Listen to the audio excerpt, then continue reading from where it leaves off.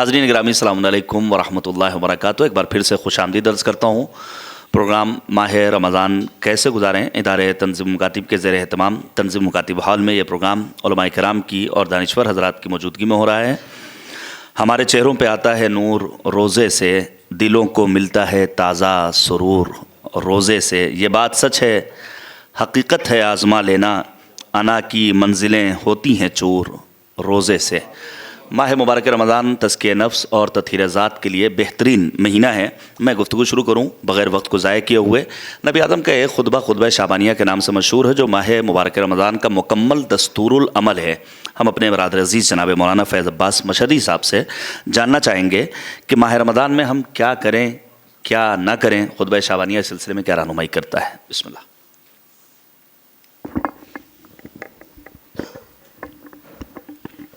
अस्सलामु अलैकुम वरहमतुल्लाह। अऊज़ु बिल्लाहि मिनश शैतानिर रजीम। बिस्मिल्लाहिर रहमानिर रहीम।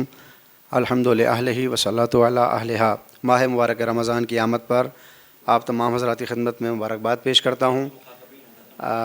माह रमज़ान क्या है, इसका मकाम क्या है, इसका मर्तबा क्या है, ये उसी वक्त समझ आ जाता है जब माह रजब का चाँद फलक पर नमूदार होता है। परवरदिगार ने इस महीने के मुक़द्दमे के तौर पर 60 दिन पहले मुसलमान को ये हुक्म दिया कि वो इन 2 महीनों में अपने आप को पाक कर ले ताकि माह रमज़ान में पाकीज़गी के साथ दाखिल हो। लिहाजा माह रजब के अपने फ़ज़ाइल अपनी जगह महफूज हैं। माह शाबान की अज़मतें अपनी जगह कि पैगम्बर ने इरशाद फरमाया कि माह शाबान में शजर तूबा को परवरदिगार ये हुक्म देता है कि वो अपनी शाखों को ज़मीन पर लटका दें ताकि मोमिन बंदे उन शाखों से लिपट कर अपने आप को जन्नत तक पहुँचा दें।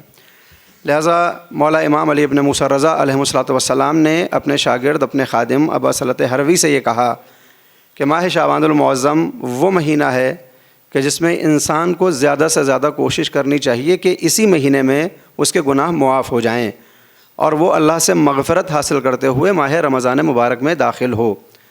इमाम रज़ा ने मौलाए कायनात से निस्बत देते हुए पैगम्बर इस्लाम के जिस खुतबे को इरशाद फरमाया जिसका नाम खुतबा शाबानिया है, माह शाबान मुअज़्ज़म का आखिरी जुमा और पैगम्बर के जुमे का दूसरा खुतबा, जिसमें आपने माह रमज़ान मुबारक की अज़मतों को मद्देनज़र रखते हुए एक तवील खुतबा इरशाद फरमाया।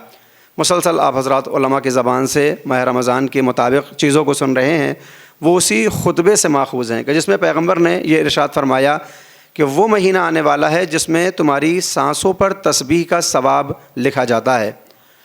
उलमा और उरफ़ा एक मुहासबे के तहत ये कहते हैं कि इंसान 24 घंटे में तकरीबन 21,600 सांसें लेता है। अगर माह रमज़ान में हर दिन वो 21,600 सांसें ले रहा है तो गोया इतना ही सवाब उसके नामे अमल में है। अगर माह रमज़ान की अज़मत को मद्देनज़र रखते हुए इस हुर्मत को वो बाकी रखे तो जब माह रमज़ान तमाम होगा तो उसने वाजिबात के अलावा मुस्तहब कोई अमल भी न किया हो तो लाखों की तादाद में नेकियां उसके नामे अमल में होंगी। नौमुकुम फ़ीही इबादा, ये पैगम्बर इस्लाम का उसी खुतबे का जुमला है कि जिसमें आपने इरशाद फरमाया कि ये वो महीना है जिसमें तुम्हारा सोना इबादत बन जाता है।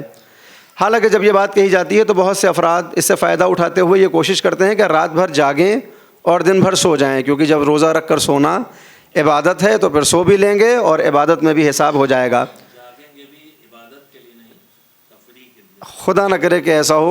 बहरहाल खुदावंद आलम हम सब की इस्लाह फरमाए। और उसमें दलील ये दी जाती है, जब ये कहा जाता है कि रोज़े में जागो तो कहते हैं कि नहीं, जब सोना भी इबादत है तो सोना, इसमें क्या बुराई है, सो सकते हैं। हालांकि अगर मासूमीन की सुन्नत को देखा जाए और उनकी तासी की जाए तो हमें यह नज़र आएगा कि पैगम्बर अकरम बिलखुसूस आखिरी अशरे में रात में भी अपना सोना तमाम कर देते थे। रवायात में आया कि रात के वक्त वो बिस्तर को लपेट देते थे और पूरी रात इबादत करते थे। यानी मासूमीन तो रात में भी नहीं सोते, हालांकि इस महीने में सोना इबादत है, फिर भी वो रात में जागते हैं।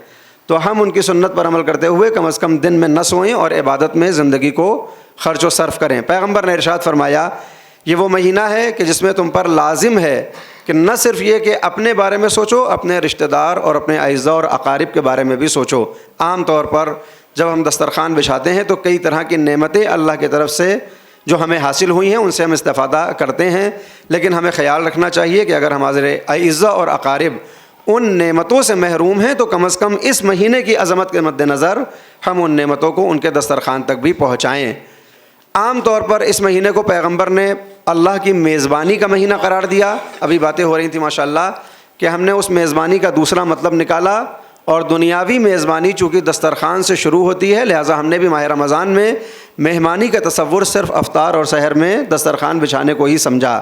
بالکل ماہ رمضان میں دسترخوان بچھانا چاہیے، اللہ کی نعمتوں کو لانا چاہیے، لیکن وہ اپنے شکم کے لیے نہ ہو کر دوسروں کے لیے ہو، کہ پیغمبر نے اسی خطبے میں ارشاد فرمایا کہ اگر کوئی روزہ دار کو افطار کروا دے تو اللہ جتنا ثواب روزہ دار کو عطا کرتا ہے اتنا ہی افطار کروانے والے کو بھی عطا کرتا ہے۔ کسی نے کہا کہ نبی خدا ہمارے پاس مال و دولت نہیں ہے کہ ہم کسی کو مہمان بلائیں، تو پیغمبر نے فرمایا کہ آدھا دانہ خرمے کا ہی کیوں نہ ہو، چاہے ایک گلاس پانی ہی کیوں نہ ہو، روزہ دار کی خدمت میں پیش کر دو کہ اللہ تمہیں اس ثواب سے محروم نہیں رکھے گا۔ اس جملے کو مد نظر رکھتے ہوئے ہمارے معاشرے میں ایک غلط فہمی بھی ہے، اور اس کو باقاعدہ طور پر دیکھا جاتا ہے کہ میں نے خود دیکھا ہے کہ مسجد میں بعض افراد جب افطار کا وقت آتا ہے تو اپنی جیب سے اپنی کھجور نکال لیتے ہیں، اور ان سے یہ کہا جاتا ہے کہ صاحب افطار کا انتظام ہے، مومنین یہاں پر کھانا لے کر آئے ہیں تو یہ کھجور لانے کی ضرورت کیا تھی؟ تو وہ کہتے ہیں کہ نہیں، اگر میں نے یہ روزہ ان کی کھجور سے کھول لیا یا ان کے کھانے سے کھولا تو میرا ثواب بڑھ جائے گا۔ اور روزہ افطار کرانے کا مطلب یہ سمجھتے ہیں کہ جس وقت پہلا لقمہ روزہ دار اپنے دہن میں وارد کرے گا تو جو جس کا وہ ہوگا اس کو حساب ثواب اس کو مل جائے گا۔ حالانکہ خداوند عالم اس کریم خدا کا نام ہے کہ جو ہماری طرح بخیل نہیں ہے۔ وہ کہتا ہے کہ اگر کوئی ذریعہ بن جائے کسی کے روزہ کھولنے کا تو جتنا ثواب اس کو ہے اتنا ہی تمہارے حوالے بھی کیا جائے گا۔ یہی معاملہ ایصال ثواب میں بھی البتہ بحث سے خارج ہے، لیکن بریکٹ میں عرض کر دوں کہ ایصال ثواب میں بھی ہم اسی بدگمانی کے شکار ہو جاتے ہیں کہ جب کسی کے لیے ایصال کرتے ہیں تو کوشش کرتے ہیں کہ ایک ہی نام شامل کریں، اور اگر 4-5 لوگوں کو شامل کیا تو خود یہ خیال پیدا ہو جاتا ہے کہ ثواب بڑھ جائے گا۔ حالانکہ پروردگار اتنا کریم ہے کہ جتنے لوگوں کو شامل کیا جائے سب کو برابر میں انشاءاللہ ثواب ملنے والا ہے۔ ماہ رمضان مبارک واجب روزے کے علاوہ مستحب اعمال کا مہینہ ہے۔ جو بھی مستحب عمل کریں کوشش کریں، اپنے لیے تو کر ہی رہے ہیں، اپنے مرحومین کو ضرور شامل کریں، بالخصوص اپنے والدین، اپنے خاندان، اپنے اعزاء، اپنے اقارب، اپنے اساتذہ، اپنے محلے، اپنے پڑوس میں رہنے والے اور مظلوم عالم کو ان ثواب میں شامل کریں کہ پروردگار اس ماہ مبارک کو ہمارے لیے ویسا قرار دے جیسا ایک مومن کے لیے قرار دیا جانا چاہیے۔ دعا گو ہوں کہ پروردگار ادارہ تنظیم المکاتب کی اس کاوش کو قبول فرمائے، ہمارے علماء کا سایہ ہمارے سروں پر برقرار رہے، تاکہ ان کی گائیڈنس میں ہم سب اللہ کے راستے پر چلتے ہوئے کامیاب و کامران ہو جائیں۔ میں پھر حیدرآباد سلموں سے بار بار کب تک معذرت کروں، اور روایات میں ہے، جہاں تک مجھے عادت ہے، نہج البلاغہ میں بھی ہے کہ بار بار کی معذرت منافق کرتا ہے۔ انشاءاللہ وہ منافقت نہیں ہے، بات پہنچانے ہم لوگ حاضر ہوئے ہیں۔ میرا دماغ ان افاضل کو جو بالکل نئے فکر و عقل و علم کے مالک ہیں ان کو سن کے کچھ پرانی باتیں یاد آ جاتی ہیں۔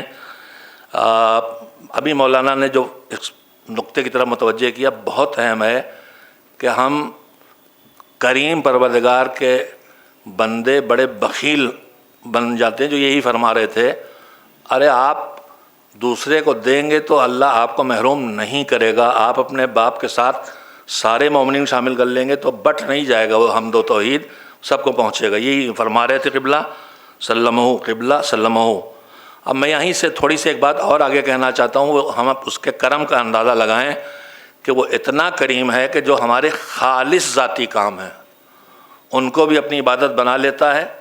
میں اپنے دوست سے بغلگیر ہوں تو مجھ میں اس میں محبت بڑھے گی نا، محبت میرے دوست سے میری بڑھ رہی ہے، اور اللہ کہہ رہا ہے یہ میری عبادت ہے، اس سے بھی آگے بڑھ جائیے۔ بعض چیزیں رمضان میں اور کسی وقت بھی ایسی جگہ سے کہنے کی نہیں ہیں، ورنہ ہم اپنی خواتین یا اہلیہ محترمہ ان سے جو ہمارے انس کے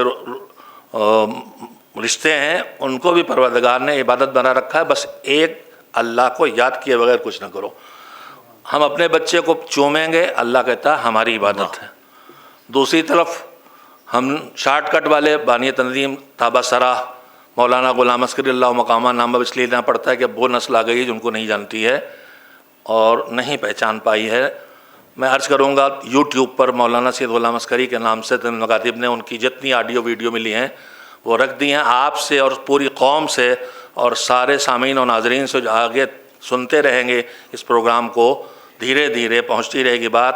ان سے عرض کرنا چاہتا ہوں، اپنے 2 تجربے میں عرض کرتا ہوں کہ اگر مجھے ذرا سے بھی اسلام ملا ہے تو اس میں سب سے پہلا اور بڑا حصہ، بلکہ مجھے اگر اسلام دماغ کو کہیں ملا ہے تو شہید مطہری سے ملا ہے، ان کو ضرور پڑھیے. اور اگر مجھے ذرا سے بھی عملی اسلام ملا ہے اور کہیں ذرا سے تقویٰ جو نہیں ہے، اگر کہیں تھوڑا بہت ہے تو وہ غلام عسکری کی دین ہے. ان کو سنیے، ان کو پڑھیے، مقالات خطیب اعظم. اسی میں ان کا ایک شارٹ کٹ ہے کہ ہم لوگوں نے جنت کے لیے، ہم لوگ شارٹ کٹ والے، سب شارٹ کٹ بتائیے، گوگل سے بھی شارٹ کٹ پوچھتے ہیں، تو ہم نے انہیں کی باتیں ہیں کہ ہم نے شارٹ کٹ بھی ڈیزائن بنا رکھے ہیں، جنت کا شارٹ کٹ. اس کی مثالیں ویسے نہیں بتاؤں گا، لیکن ایک شارٹ کٹ میں نے کہیں پڑھا تھا کہ ایک صاحب تھے، روزہ ایک نہیں رکھتے تھے، افطاری ایک نہیں چھوڑتے تھے. تو لوگوں کا شرم نہیں آتی آپ کو؟ کہنے کا بالکل ہی کافر ہو جاؤں. بسم اللہ. واہ. خدا کی رحمتیں اس تک پہنچ نہیں سکتیں جو اپنے آپ کو کرتا ہے دور روزے سے. واہ. ہر ایک جسم کے اعضاء سے ہو اگر روزہ، ملے گی روح کو طاقت ضرور روزے سے. ایک سوال میں کروں گا، اس کے بعد اظہر اعجاز صاحب کو جلال پور سے اپنے ساتھ جوائن کروں گا انشاءاللہ. بات افطار کی تھی اور پیغمبر نے فرمایا چاہے خرمے کا ایک دانہ ہی کیوں نہ ہو. مولانا سبیل حسین صاحب قبلہ سے جواب چاہوں گا اور دیگر حضرات بھی شریک گفتگو ہوں. افطار کی رنگینی اس سلسلے میں آپ کیا کہنا چاہتے ہیں؟ بہرحال طرح طرح کے انواع و اقسام کے کھانے، لذیذ غذائیں، مذہب نے روکا نہیں ہے. لذات کے مہینے میں اس کے علاوہ کیا کریں؟ بسم اللہ الرحمن الرحیم. الحمدللہ رب العالمین، الصلاۃ والسلام علی رسولہ الکریم اللہم صلی علی محمد وآل محمد وعجل آل محمد. ہمارے یہاں ماہ مبارک رمضان میں جتنا زور افطاری اور کھانے پر ہوتا ہے، اور گھر کے باورچی خانے سے لے کے بازار تک، بس آج ہمارے یہاں افطاری ہے. ہم یہ بھول جاتے ہیں کہ ہم جو کچھ پیش کر رہے ہیں وہ خدا کی بارگاہ میں ہے، تو آیا خدا قبول کرے گا یا نہیں کرے گا؟ سبحان اللہ. ہم جتنا بھی انتظام کریں، لوگ کہتے ہیں صاحب مستحب ہے، تو ایک یہی مستحب کیوں سب کو یاد ہے، بقیہ مستحبات کیوں نہیں یاد ہے؟ اور اسی کے ساتھ ساتھ بقیہ واجبات کیوں نہیں یاد ہیں؟ سب سے بڑا کمال ماہ صیام میں یہ ہے کہ انسان اپنے نفس کو پاکیزہ بنائے. قد افلح من زکاہا وقد خاب من دساہا. کامیاب وہی ہے جس نے اپنے نفس کو پاکیزہ بنا لیا. اس ضمن میں ایک بات میں کہہ کر کے آگے بڑھنا چاہتا ہوں کہ امیر المومنین حضرت علی بن ابی طالب علیہ السلام اللہم صلی علی محمد وآل محمد وعجل فرماتے ہیں کہ امام علی مقام علیہ السلام یہ فرماتے ہیں کہ پیٹ کے روزے سے کہیں زیادہ بہتر روزہ زبان کا ہے. پیٹ کے روزے سے، یعنی وہی کھانے پینے سے اپنے آپ کو روک لیا ہے، پیٹ کے روزے سے کہیں زیادہ بہتر روزہ زبان کا ہے، اور زبان سے کہیں زیادہ بہتر اور افضل روزہ دل کا ہے. اس لیے کہ اگر دل ہمارا پاکیزہ ہو گیا تو پھر زبان بھی کنٹرول میں رہے گی اور ہمارا پیٹ بھی، یعنی مطلب لقمہ حرام سے کنٹرول میں رہے گا. ہمارے یہاں جو کچھ انتظامات ہوتے ہیں افطار میں، اس میں اس بات کا خیال کیا جاتا ہے کہ زیادہ سے زیادہ اچھی چیز ہے، ٹھیک ہے، روزہ داروں کے لیے آپ اچھا انتظام کیجئے، مگر یہ دیکھیے کہ آیا آپ نے اس میں سے حق اللہ دیا ہے یا نہیں دیا ہے؟ جزاکم اللہ. یعنی خمس کی پابندی ہے یا نہیں ہے؟ پہلے آل محمد علیہ السلام کا حق ادا کرو، پھر جو ہے رنگین دسترخوان بچھاؤ. واہ. ہم افطار کرانے میں اس بات کی کوشش کرتے ہیں کہ اچھا اگر آپ پوچھے گا تو آدمی یہی کہے گا کہ اللہ کی راہ میں دے رہے ہیں. اللہ کی راہ میں جب آپ دے رہے ہیں، دیکھیے کہیں آپ کا پڑوسی بھوکا تو نہیں ہے، اور پڑوسی کی ہی بات نہیں ہے، ایک مرتبہ ہمیں غور کرنا چاہیے اپنے، چھوڑ دیجئے پورے سماج کو، کم سے کم ہر روزے دار جس کو اللہ نے کچھ بھی تھوڑا بہت دیا ہے، اگر وہ اپنے رشتہ داروں پر نظر ڈالے کہ ہمارے رشتہ دار، ہمارے عزیز کون ہیں جن کے ہاں اگر ہم کچھ پہنچا دیں تو روزہ ان کا کھلے گا۔ میرے خیال میں عزیزان گرامی، میں یہ منع نہیں کرتا، میں یہ نہیں کہتا مسجد میں نہ بھیجیے، مسجد میں بھیجیے، مگر اس سے پہلے، بلکہ ماہ صیام شروع ہونے سے پہلے اپنے ان غریب عزیزوں کے ہاں پہنچا دیجئے کہ پورے مہینے وہ روزہ کھولتے رہے، وہ ایک روزہ کھولے گا لاکھوں روزے کا ثواب انشاءاللہ تعالی ملتا رہے۔ جزاک اللہ۔ واہ، لہذا سب سے بہترین دسترخوان افطار کرانے کا اہل بیت علیہ السلام کی نظر میں روایات وغیرہ کے خلاصے سے یہی ہے کہ پہلے حقوق ادا کیے جائیں اور افطار ان لوگوں کرائے جائے جو واقعاً اس کے مستحق ہیں۔ میں پھر کہوں گا کہ میں منع نہیں کرتا ہوں بقیہ لوگوں کو افطار کرانے سے، مگر سب سے پہلے حق کس کا ہے، اور اپنے دسترخوان کو اگر رنگین بنانا ہے تو دسترخوان کو اہل بیت اطہار علیہ السلام کی سیرت کی روشنی میں، ہم نے کہیں بھی سیرت اہل بیت علیہ السلام میں یہ نہیں دیکھا کہ افطار کا انتظام اہل بیت علیہ السلام نے بہت ہی لق و دق دسترخوان بچھوا کر کے اور اس پر جو حلیم وغیرہ کھلا کر کے، یعنی اس عرب میں تو مطلب سرید ہوتی ہے، مطلب یہ سب کا انتظام کیا ہو۔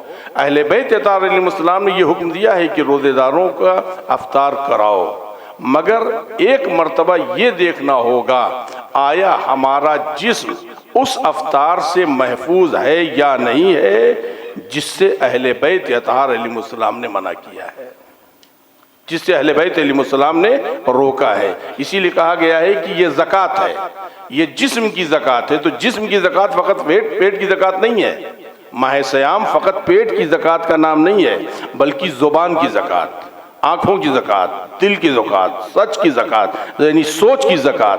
اگر ہم نے یہ تمام زکوٰۃ ادا کر دی ہے تو پھر انشاءاللہ تعالی ہمارا دسترخوان ولو چند روٹی اور چند پکوڑی اور چند جو ہے آپ کے چنے کے دانے کیوں نہ ہو، یہ آل محمد کی نظر میں رنگین ہوگا، اس لیے کہ اس نے پہلے حق اللہ ادا کیا ہے، حق الناس ادا کیا ہے، اپنے آپ کو پاکیزہ بنایا۔ واہ، جناب موجز سنبھلی کی ایک ربائی پیش کروں، پھر انشاءاللہ اظہر اعجاز صاحب کو ہم اپنے ساتھ لیں گے، جلال پور ضلع امبیڈکر نگر سے۔ وہ کہتے ہیں جناب موجز سنبھلی کہ نعمتیں آپ ہی کھا کھا کے نہ خوش ہو زردار، کچھ تو نادار کا بھی پاس رہے روزے میں، بھوک اور پیاس میں کیا ہوتا ہے انسان کا حال، تجھ کو اس بات کا احساس رہے روزے میں۔ ایثار اور قربانی کا جذبہ اسی ماہ مبارک رمضان میں ہم اپنے وجود میں پیدا کر سکتے ہیں۔ میں گزارش کروں گا برادر عزیز سمر صاحب سے، اظہر اعجاز صاحب اگر میری آواز سن رہے ہوں، السلام علیکم ورحمۃ اللہ وبرکاتہ۔ ان کی طرف سے علیکم السلام جی، ورحمۃ آواز آ گئی ہے؟ وبرکاتہ۔ ابھی ان کی آواز نہیں پہنچی۔ اظہر صاحب ایک بار پھر سے آپ کو میں سلام کر رہا ہوں، السلام علیکم ورحمۃ اللہ وبرکاتہ۔ آواز بڑھائیے، آئی آواز۔ اس وقت علماء کرام کی ایک بڑی تعداد ہے، دانشور حضرات ہیں، طلاب و افاضل ہیں، مومنین ہیں تنظیم مکاتب حال لکھنؤ میں، جو آپ کے اشعار خود آپ کی آواز میں سننا چاہ رہے ہیں۔ ہم سب مشتاق ہیں آپ کی آواز سننے کے۔ ماہ رمضان مد ہے، چند اشعار ملاحظہ فرمائیں۔ بسم اللہ، بسم اللہ عطا ہو۔ رحمتیں ہی رہے متیں ہیں جب ماہ رمضان میں، رحمتیں ہی رحمتیں ہیں جب ماہ رمضان میں، رحمتیں ہی رحمتیں ہیں جب ماہ رمضان میں، کس طرح کوئی کمی آئے بھلا ایمان میں، واہ واہ واہ واہ کس طرح کوئی کمی آئے بھلا ایمان میں، قدر کی راتیں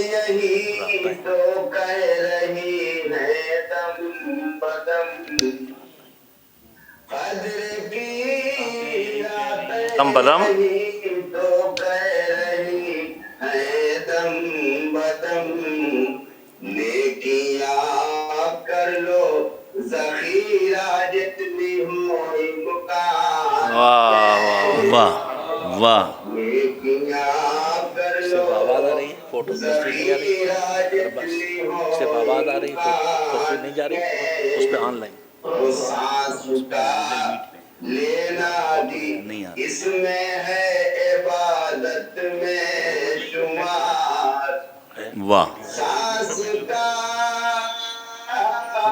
लेना भी इसमें है इबादत में शुमार, फिर जिला क्यों करना हो आईना ईकार में। सुबहान अल्लाह। जिला क्यों करना हो आईना ईमान में, तो इसके एक एक बाब से सौ निकल सकते हैं बाब, इसके एक एक बाब से सौ निकल सकते हैं बाब, कर तफक्कुर और करो इदराक तुम कुरान में, कर तफक्कुर और करो इदराक पंखे चलवा लें, कोई नुकसान तो नहीं, ऑनलाइन में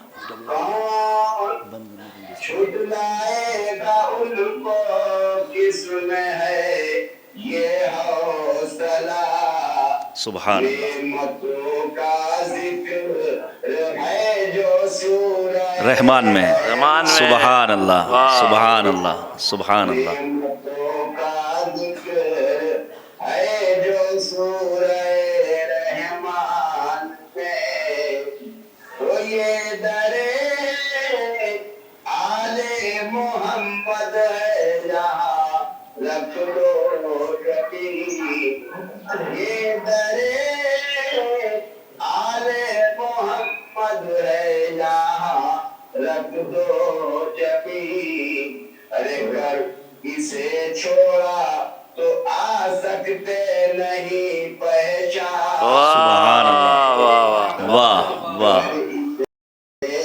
छोड़ा तो आ सकते नहीं पहचान में, सकते नहीं पहचान में। आईना दर आईना जलवा नजर आया वही, आईना दर आईना जलवा नजर आया वही, एक को देखा और सना की दूसरे की शान में, सुबहान अल्लाह सुबहान अल्लाह। और सना की दूसरे की शान, ये अपना है लम्हा करो जिक्र इलाही में बसर, अपना है लम्हा करो जिक्र इलाही में बसर, ताकि हो अजहर इजाफा उखरवी सामान सुबहान में। अल्लाह। वाह वाह वाह, वाह वाह वाह वाह। वाह।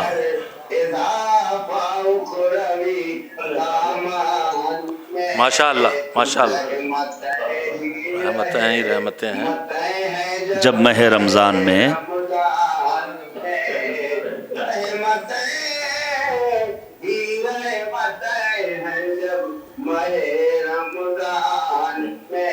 किस तरह कोई कमी आए भला ईमान में। वाह वाह वाह वाह। ईमान में जिंदाबाद हो जिंदाबाद हो जिंदाबाद। बहुत खूब बहुत खूब माशाअल्लाह। बहुत खूब। हज़रत एजाज साहब, मोमिनीन कराम, नाज़रीन कराम, मोमिनीन मोमिनात, अल्लाह आप सबको सलामत रखे। जो आप इस वक्त इस प्रोग्राम को देख रहे हैं, मैं पहले ये माजरत करूं कि हिंदुस्तान में बहुत से वसाइल बहुत सी जगहों पर बहुत अच्छे हैं, मगर बहुत सी जगहों पर अब भी कमज़ोर हैं। हज़रत एजाज साहब जिस इलाके से, अम्बेडकर नगर यूपी, جلال پور ہے تو بڑا قصبہ لیکن نیٹ ورک وغیرہ ایسی جگہوں پہ اب بھی بہت کمزور ہیں، ان کی صورت نہ آ سکی پڑھتے ہوئے، اس کی وجہ بھی یہی تھی کمزور نیٹ ورک پر ممکن نہیں تھا۔ اور میں دوسری معذرت کروں کہ ہم لوگ سیمینار اور کانفرنسوں کا تجربہ رکھتے ہیں لیکن پہلی بار یہ ویبنار ہو رہا ہے اور 3 دن کے اندر سب کچھ کیا گیا ہے۔ اس میں صرف 2 پروفیشنل ہیں، ایک مولانا حیدر عباس صاحب جو ہادی ٹی وی پر زمانے سے اینکر کے طور پر سلمہ کام کر رہے ہیں، دوسرے شباب صاحب جو کیمرے کے پیچھے ہیں اور سامنے کبھی نہیں آئیں گے، باقی ہم سب اناڑی ہیں۔ ہم کہتے ہیں کہ پنچر بناتے بناتے مستری ہو گئے، تو اسی طرح سے ہمارے سارے کام ہیں۔ آپ تنقید ضرور بھیجیے ہمیں ضرور بتائیے، لیکن ہماری مجبوریوں سمجھیے گا۔ ہم بنگال کی کھاڑی سے لداخ کی پہاڑوں تک پھیلے ہوئے ہیں، جہاں علی والے وہاں ہم۔ یہ الحمدللہ مشکلات آئندہ بھی آپ کو سامنا کرنا پڑے گا، آپ انشاءاللہ ہماری غلطیوں کو معاف فرمائیں گے۔ بسم اللہ معاف کرنا۔ میں سردست شکریہ ادا کروں گا اپنے مہمان عالم دین جناب حجت الاسلام والمسلمین مولانا سید صفدر حسین زیدی صاحب قبلہ کا، جونپور میں جب دینی تعلیمی کانفرنس میں آپ کی میزبانی میں ہم نے شرف حضور حاصل کیا، بڑا لطف آیا۔ خداوند کریم جامع امام صادق علیہ السلام کے تمام طلاب کے توفیقات خیر میں اضافہ فرمائے اور آپ کا سایہ ہم سب کے سروں پر قائم و دائم رہے، اور طالبات بھی اسی طرح جو مدرسہ ہے طالبات کے لیے۔ مولانا صفدر صاحب قبلہ، چونکہ آپ الحمدللہ تحریک دینداری سے جڑے ہوئے ہیں اور بانی تنظیم خطیب اعظم علامہ غلام عسکری علی اللہ مقامہ کی رہنمائیاں ہم سب کے لیے مشعل راہ اور نمونۂ عمل ہیں۔ میں ایک بات جاننا چاہوں گا، یہ روزے کشائی کی رسم آپ کے بچپنے میں تھی یا نہیں تھی؟ روزے کشائی کی رسم کے سلسلے میں آپ کیا کہنا چاہیں گے؟ کیا مذہب نے اسے اچھی نگاہ سے دیکھا ہے؟ آپ بچوں میں روزے کا شوق بیدار کرنے کے لیے اسے کس انداز سے دیکھتے ہیں؟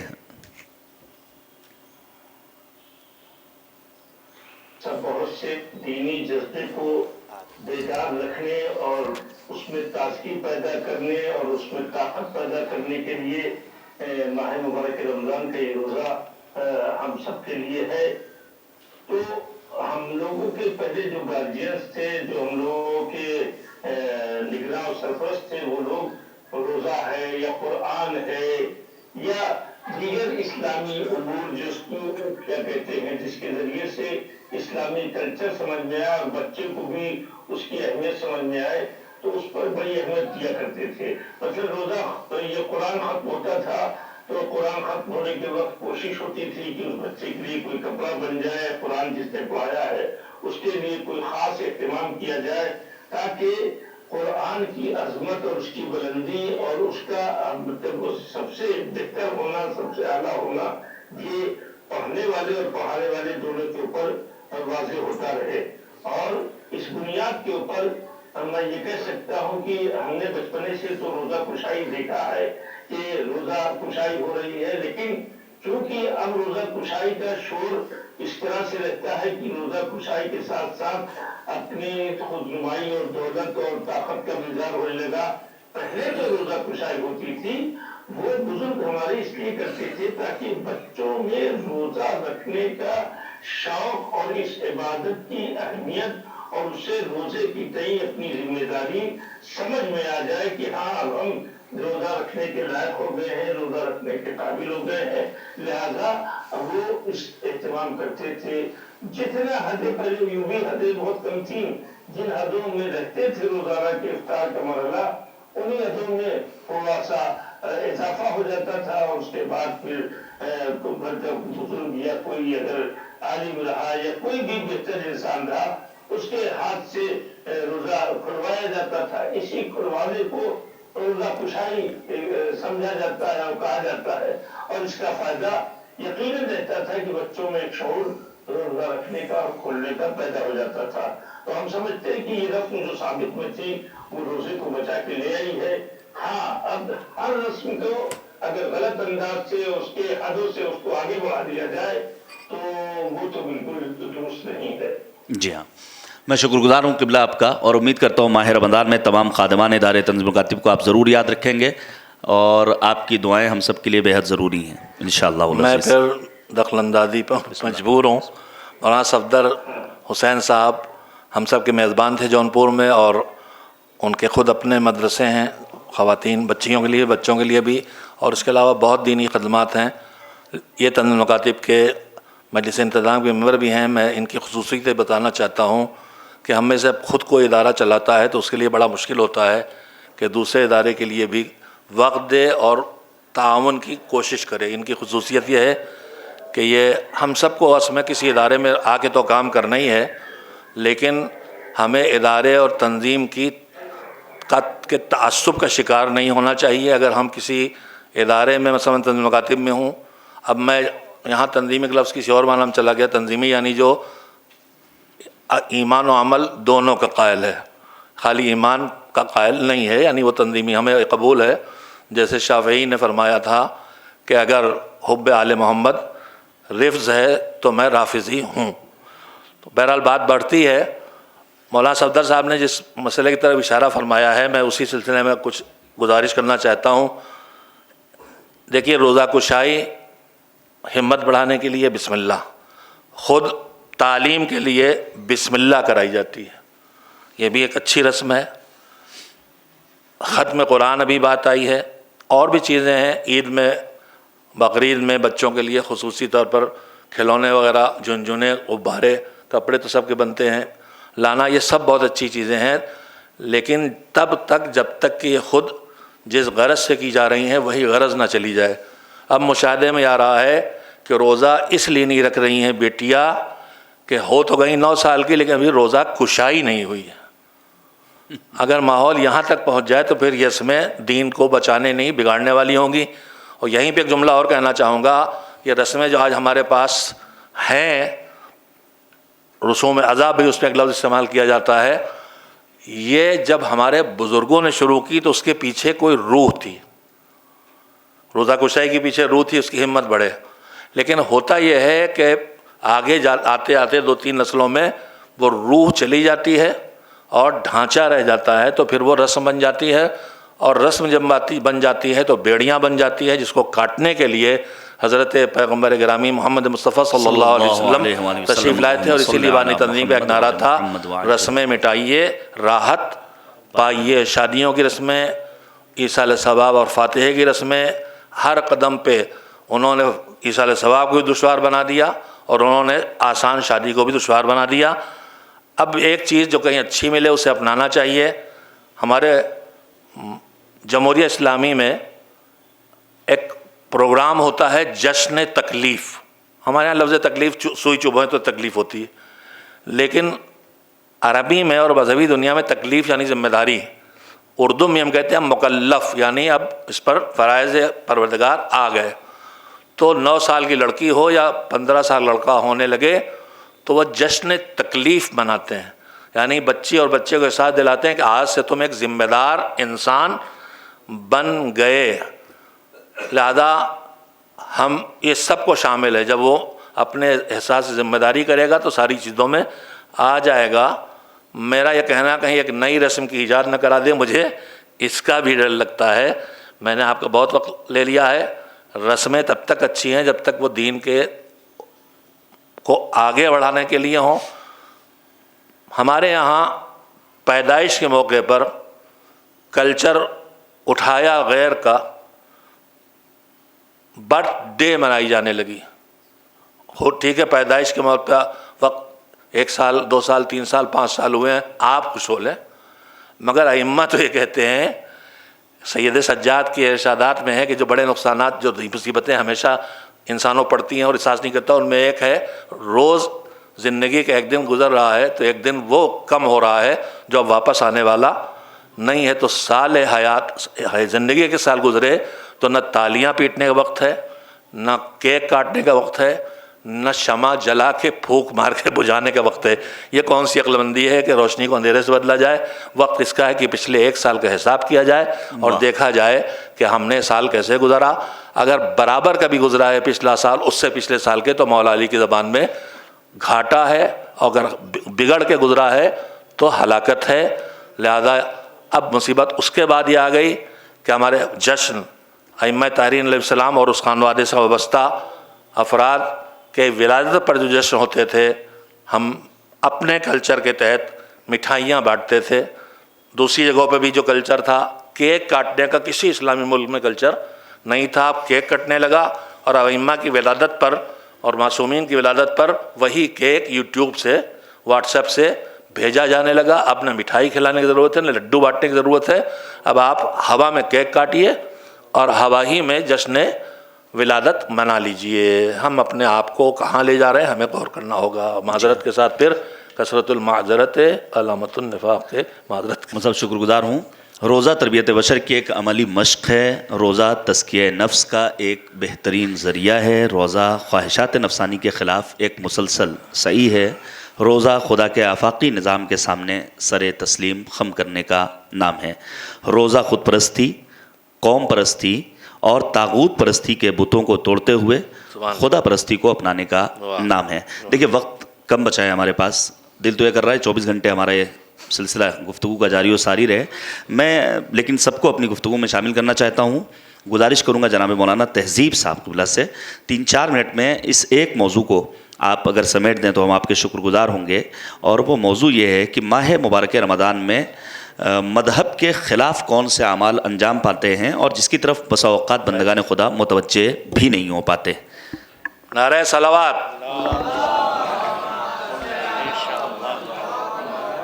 बिस्मिल्लाह।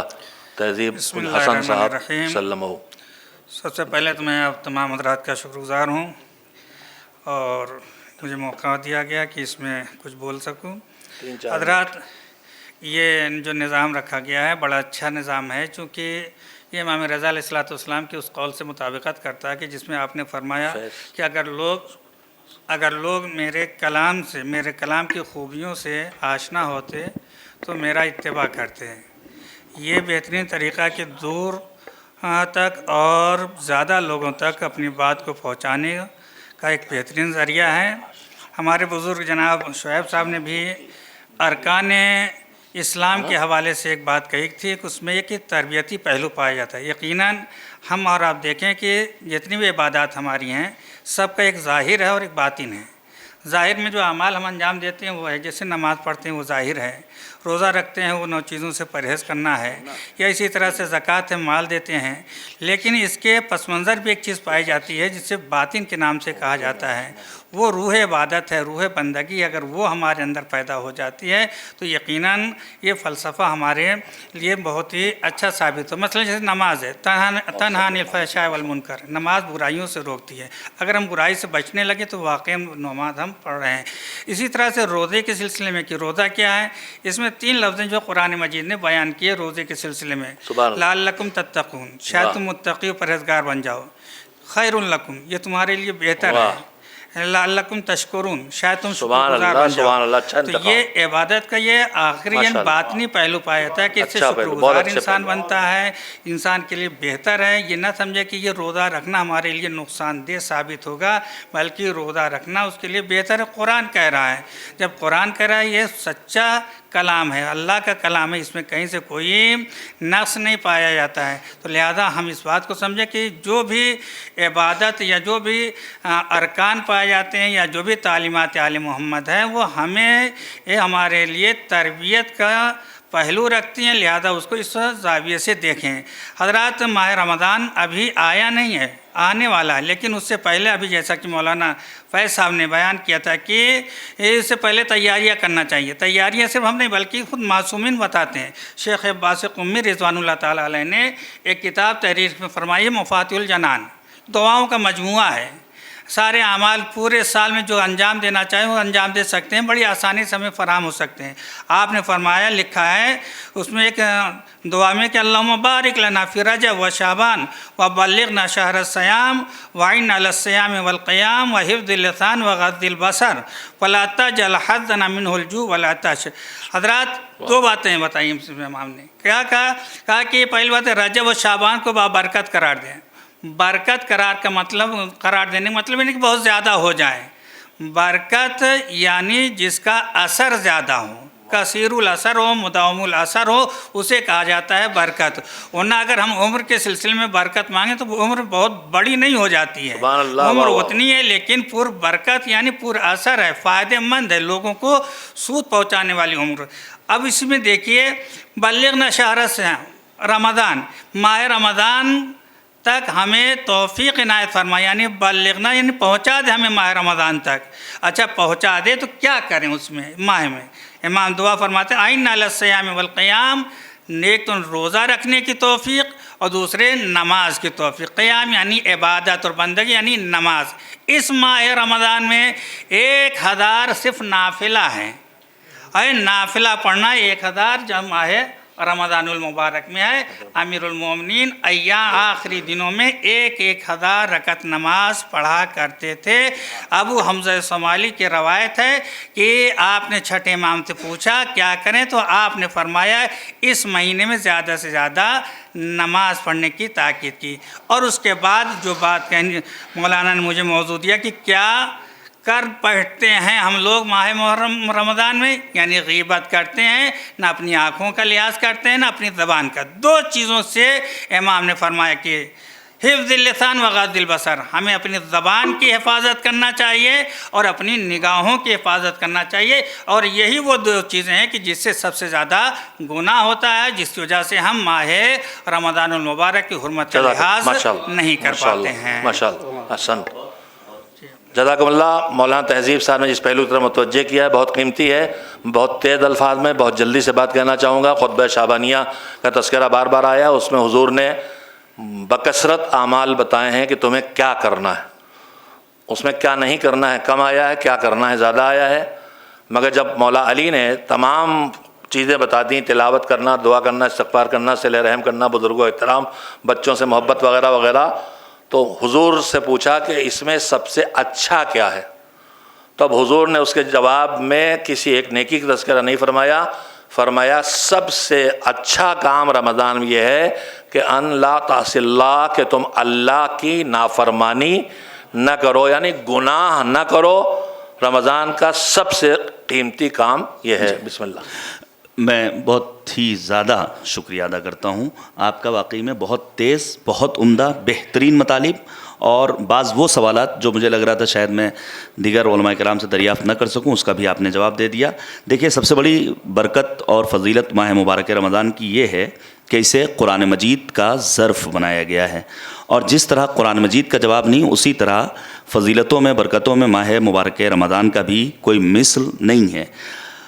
ارشاد باری تعالیٰ ہے کہ اے میرے پیغمبر، عیسیٰ کی قوم شکم پرست تھی، اس لیے ہم نے مائدہ یعنی دسترخوان عیسیٰ کی طلب پر بھیجا، اور تمہاری امت خدا پرست ہے، اس لیے تمہاری طلب غفران پر ہم نے رمضان المبارک جیسا مہینہ عطا کیا ہے۔ میں استاد بزرگوار جناب مولانا ممتاز جعفر صاحب سے دریافت کرنا چاہوں گا، قرآن مجید کے سلسلے میں ماہ رمضان کی آمد پر آپ کیا کہنا چاہیں گے؟ تمام روزے داروں سے، امت مسلمہ سے، امیر المومنین کے چاہنے والوں سے مختصر وقت میں جواب مطلوب ہے۔ آخری سوال استاد محترم مولانا معروفی صاحب سے، پھر ہم اپنا پروگرام پائے تکمیل کو پہنچائیں گے۔ بسم اللہ۔ بسم اللہ الرحمن الرحیم۔ مختصر بیان میں خطبہ شعبانیہ سے ایک جملہ لیتے ہوئے، فَاسْأَلُوا اللَّهَ رَبَّكُمْ بِنِيَّةٍ صَادِقَةٍ وَقُلُوبٍ طَاهِرَةٍ أَن يُوَفِّقَكُمْ لِصِيَامِهِ وَتِلَاوَةِ كِتَابِهِ۔ آپ غور کریں کہ خطبہ شعبانیہ کی اہمیت کے بارے میں سب واقف ہے۔ نبی نے فرمایا کہ اپنے پروردگار سے تم سوال کرو، لیکن 2 شرطیں ہیں، ایک تو صدق نیت کے ساتھ، سچی نیتوں کے ساتھ، اور قلوب طاہرہ، دل پاک ہونے کی بنیاد پر۔ دیکھیں 2 چیزیں یہاں پہ، ایک سچی نیت اور ایک پاک و پاکیزہ دل، قلوب۔ کیا سوال کرو؟ ان یوفقکم، کہ اللہ تمہیں توفیق دے کہ تم جو ہے اللہ کے لیے روزہ رکھو اور اس کی کتاب کی تلاوت کرو۔ تو آپ غور کیجئے کہ تلاوت کتاب خدا کے سلسلے میں اہمیت بہت زیادہ ہے یہاں پر، اور ایک آیت پڑھنے کا ثواب جو ہے نبی نے فرمایا کہ ختم قرآن کا ثواب ملتا ہے۔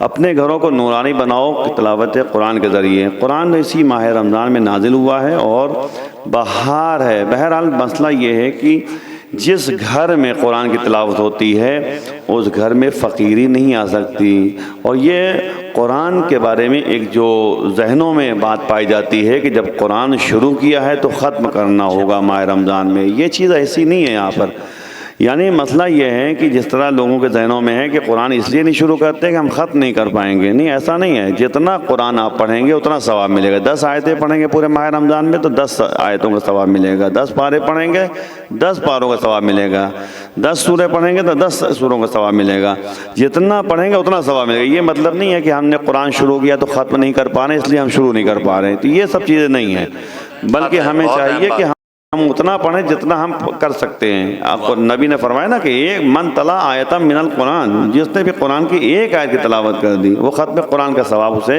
ملے گا۔ تو بہرحال پروردگار کی بارگاہ میں یہی دعا ہے کہ ہمیں قرآن کی تلاوت کی توفیق زیادہ سے زیادہ عطا فرمائے۔ مولانا ممتاز جعفر صاحب نے جس مسئلے کی توجہ دلائی ہے آپ کو، ہمارے سماج میں ایک بات بہت زیادہ شہرت پا گئی ہے کہ اگر قرآن رمضان میں ختم نہ کر سکے، یعنی پورا نہ پڑھ سکے تو نہ پورا کر سکیں گے، لہذا آخری دنوں میں قرآن شروع نہیں کرتے کہ کہیں ختم نہ ہو پایا تو کیا ہوگا، جبکہ حضور سرور کائنات حضرت محمد مصطفیٰ صلی اللہ علیہ وسلم نے تلاوت قرآن کے لیے جو طریقہ بتایا ہے اس میں ایک یہ ہے کہ لا یکونو ہمکم آخر سورہ، تلاوت کرو تو قرآن ختم کرنے کی بات تو چھوڑو، تمہارا ارادہ یہ نہ ہو کہ آج یہ والا سورہ پورا پڑھ ڈالیں گے۔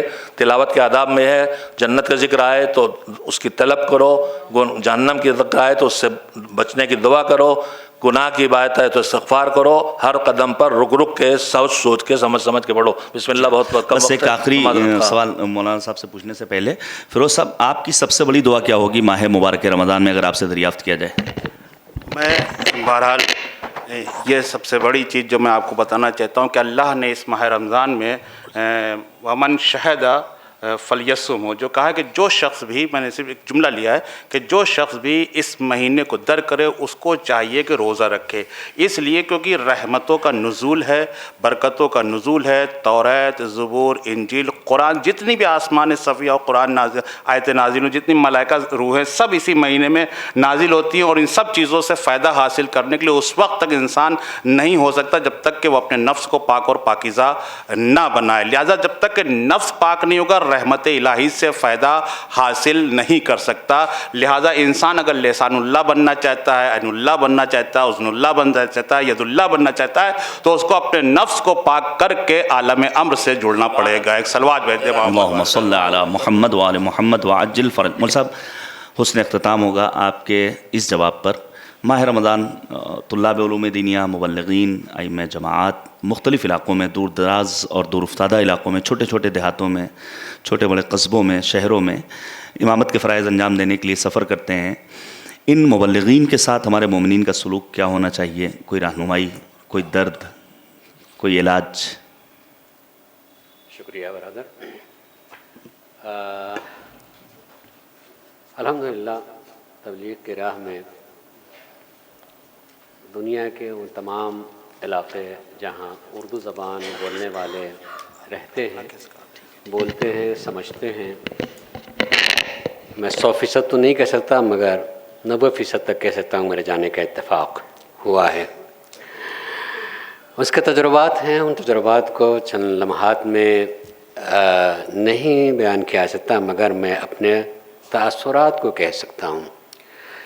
معمولاً جو کوئی بھی مبلغ بن کر کے قوم میں جاتا ہے، میں نے محسوس کیا ہے، ہو سکتا ہے کہ میں غلط بھی ہوں، کہ لوگ اپنا ہنر پہچانوانے لگتے ہیں۔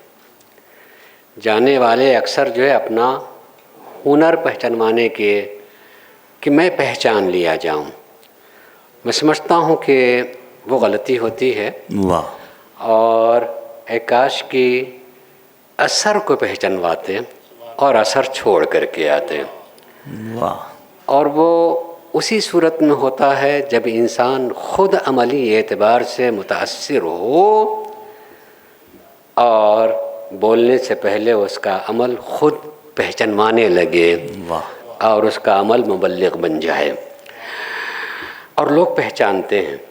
یقین ہے کہ لوگ اس کو پہچانتے ہیں۔ جن کی مجمع میں تعریف ہو جاتی ہے وہ تعریف وہیں بھول جاتے ہیں، لیکن جن کا اثر ذہن اور قلب پہ ہوتا ہے وہ گھر میں بھی جا کے بیان کرتے ہیں۔ سبحان اللہ۔ اس لیے اپنے کو پہچانوانے کی صحیح اور کوشش نہ کیا جائے، صحیح اور کوشش کریں کہ جن عظیم ذوات مقدسہ کے پیغامات کو ہم پہنچانے کے لیے آئے ہیں اسے دل سے سمجھیں اور دل کی گہرائیوں سے لوگوں کے ذہنوں کے راستے سے ان کے قلوب تک پہنچا دیں۔ سبحان اللہ۔ اور ہم جہاں تقریر کر رہے ہوتے ہیں، بول رہے ہوتے ہیں، وہاں ہمارا اپنا عقیدہ ہوتا ہے کہ ذوات مقدسہ وہاں موجود ہیں۔ ذریعہ بنائیں کہ میری زبان میں اثر نہیں ہے، مگر اگر آپ چاہیں تو میری زبان کے ذریعے سے آپ خود اثر کو پہنچا سکتے ہیں۔ اس لیے میں معمولاً جہاں کہیں بھی جاتا ہوں، میں دنیا کی زبانوں میں صرف ایک ہی زبان جانتا ہوں اور وہ اردو ہے، اور اسی ایک زبان کے ساتھ ہر جگہ گیا ہوں، پیغام کو پہنچانے کی صحیح اور کوشش کی ہے۔ میں نے معمولاً پہلے مرحلے میں یہ بات کہی ہے کہ مجلسوں میں آیا کریں تو بچوں کو ضرور لایا کریں، بچوں کو ضرور لایا کریں۔ یہ نہ سوچیں کہ یہ بچہ مولوی صاحب کی اردو کیا سمجھے گا، مگر مجھے اگر انگریزی بھی آتی تو وہ بچہ مجھ مولوی صاحب کی انگریزی بھی نہیں سمجھتا۔ طے ہے کہ وہ انگریزی نہیں سمجھے گا، اس لیے اس کی سطح الگ ہے، اس کی سطح الگ ہے۔ میں جس سطح سے بول رہا ہوں وہ سطح الگ ہے، لہٰذا اس کو لایا کریں اور اس درد کے ساتھ میں لایا کریں کہ اگر میری تربیت میں کمی رہ جائے تو فرش عزا اس کی تربیت گاہ بن جائے، بہت اور بن جاتی ہے۔